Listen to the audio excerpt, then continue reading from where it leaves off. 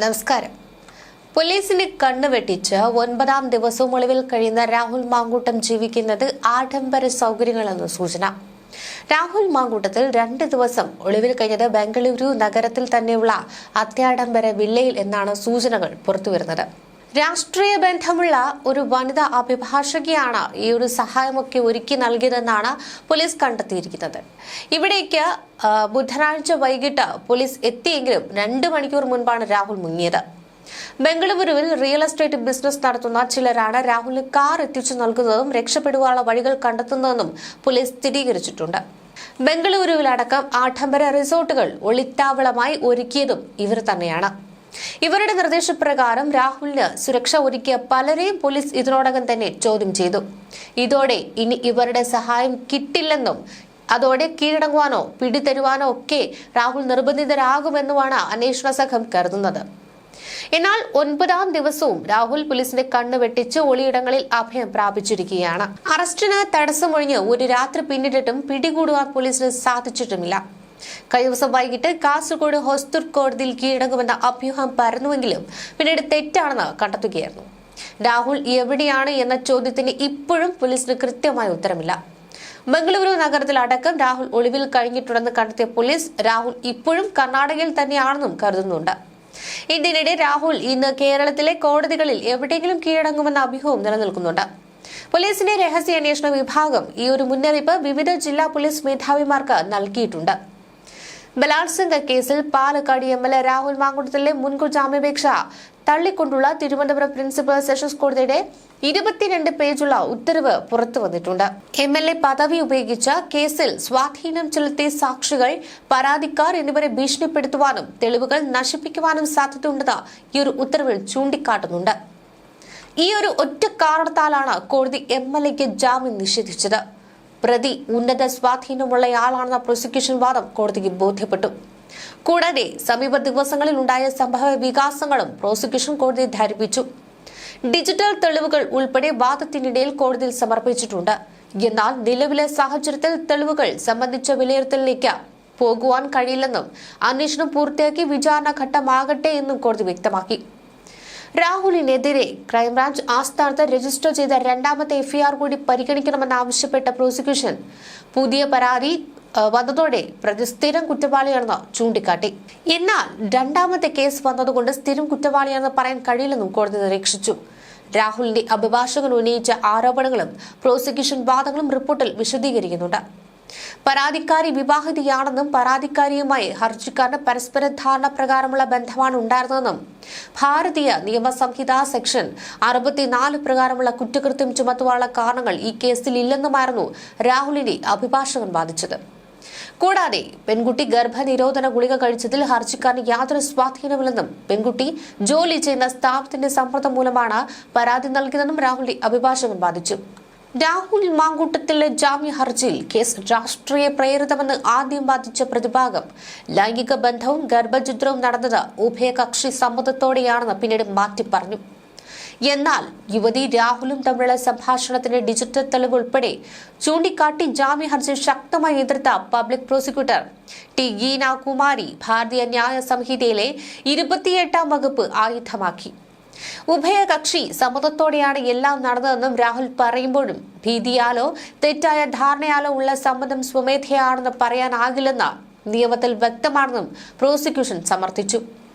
ഈ വാദവും 2ാമത്തെ പരാതിയുമെല്ലാം മുൻകൂർ ജാമ്യാപേക്ഷ തള്ളുന്നതിലേക്ക് നയിച്ചു. പ്രതിഭാഗത്തിനു വേണ്ടി സീനിയർ അഭിഭാഷകൻ ശാസ്തമംഗലം അജിത് കുമാറാണ് ഹാജരായത്. പ്രതിഭാഗം പറഞ്ഞത് ഇരുവരും തമ്മിൽ സൗഹൃദമായിരുന്നു. വിവാഹിതയാണ് യുവതി. ഗർഭഛിദ്രത്തിനുള്ള മരുന്ന് ആവശ്യപ്പെട്ടതും യുവതി.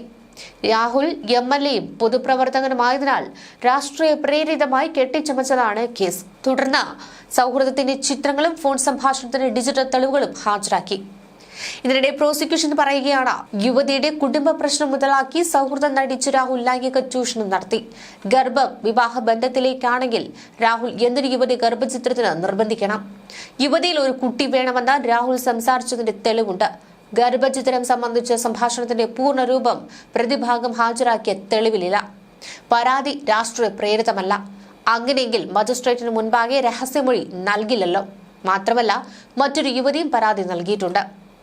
പ്രതിഭാഗം പറയുന്നു, പ്രോസിക്യൂഷൻ പറയുന്നത് നാഥനില്ലാത്ത പരാതിയെക്കുറിച്ചാണ്. പ്രോസിക്യൂഷൻ പറയുന്നു, KPCC അധ്യക്ഷൻ പോലീസിന് കൈമാറിയതാണ് ആ പരാതി. MLAയും പൊതുപ്രവർത്തകനുമാണ് അദ്ദേഹം.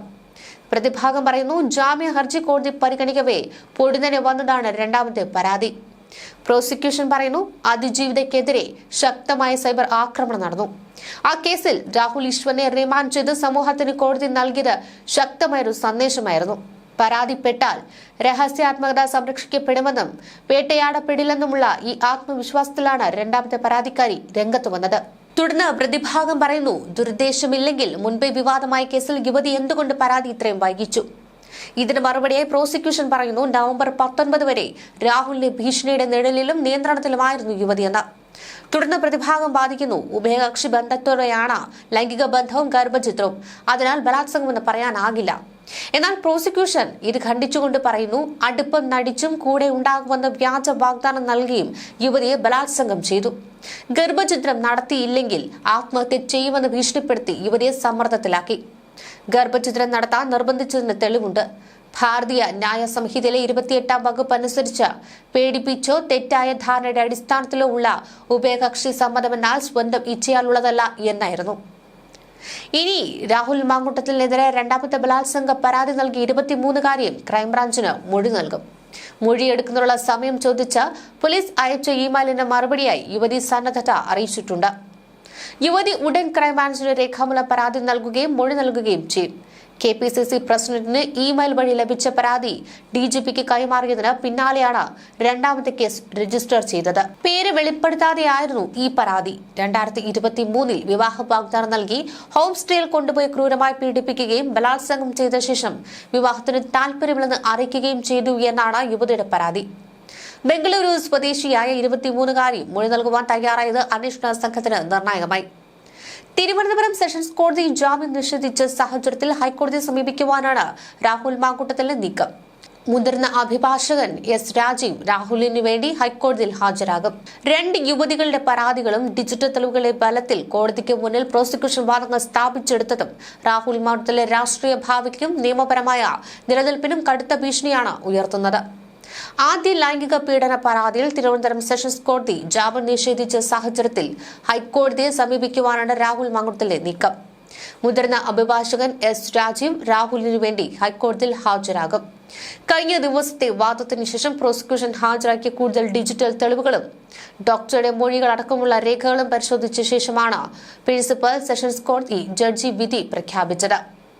രാഹുൽ പതിവായി ഇത്തരം കുറ്റകൃത്യങ്ങൾ ചെയ്യുന്ന വ്യക്തിയാണെന്നും ജാമ്യം നൽകുന്നത് കേസിന്റെ തുടർ നടപടികളെ ബാധിക്കുമെന്നുമാണ് പ്രോസിക്യൂഷൻ വാദിച്ചത്. തുടർന്നാണ് ബലാത്സംഗവും ഗർഭചിത്രവും നടന്നുവെന്ന് സ്ഥാപിക്കുന്ന തെളിവുകൾ ഇവർ കോടതിയിൽ ഹാജരാക്കിയത്. പരാതി വ്യാജമാണെന്നും CPM-ഉം BJP-യും തമ്മിലുള്ള ഗൂഢാലോചനയുടെ ഭാഗമായി കെട്ടിച്ചമച്ചതാണെന്നും രാഹുലിന്റെ അഭിഭാഷകൻ വാദിക്കുകയായിരുന്നു.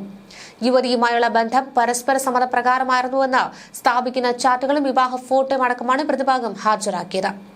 കേസിൽ രാഹുൽ മാങ്കൂട്ടൽ പ്രഥമ ദൃഷ്ട്യാ കുറ്റക്കാരനാണെന്ന് കോടതി നിരീക്ഷിച്ചു.